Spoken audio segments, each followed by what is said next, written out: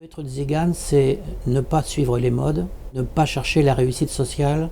On a notre médecine à nous, on ne vote pas.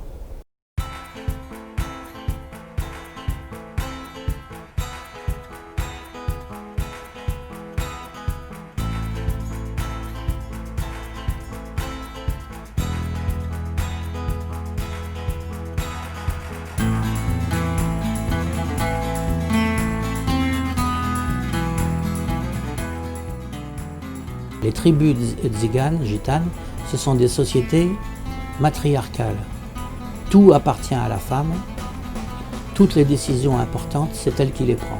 C'est vrai qu'en voyant la tête de certains gitans, on se dit « purée, est-ce qu'elle doit prendre la pauvre ?» tous les soirs. Et en fait, non, pas du tout. Enfin, c'est la femme qui commande. Ça ne donne pas du tout le même résultat, mais finalement, on est assez proche des moines. Je dirais que voyager tout le temps, c'est une vie magnifique.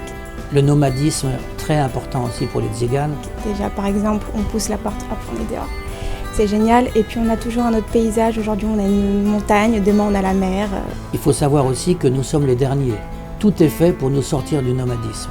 On a la musique aussi, qui est super important, qui témoigne tout un peuple, en fait.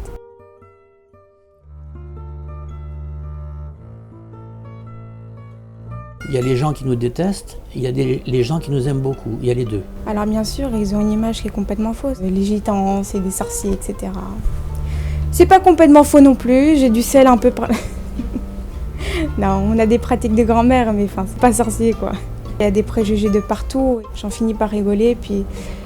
En fait, c'est la peur de l'autre. Quand on est arrivé ici, on nous a accusés de manger tous les chats du 16e.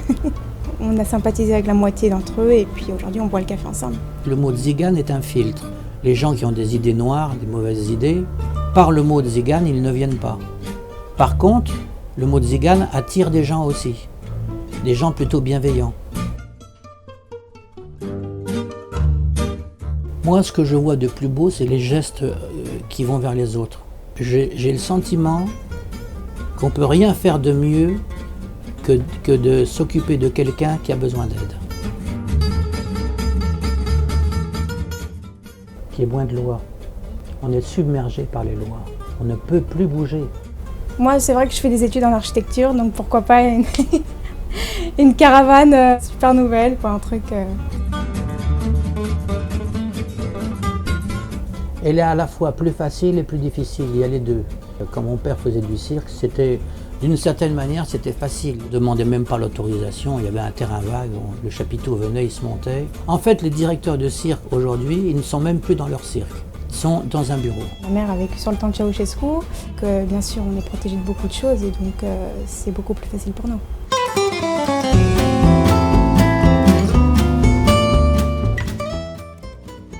En fait, je suis déjà un peu en train d'en créer une. Mon idée, c'est toujours de rester dans le thème tzigane, en fait. Voilà, comme mes parents, c'est de créer quelque chose d'artistique pour faire connaître cette culture tzigane qui est peu connue.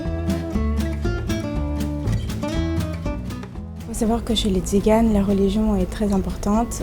C'est une rampe. C'est vous montez un escalier et vous avez une rampe et vous vous tenez à la rampe.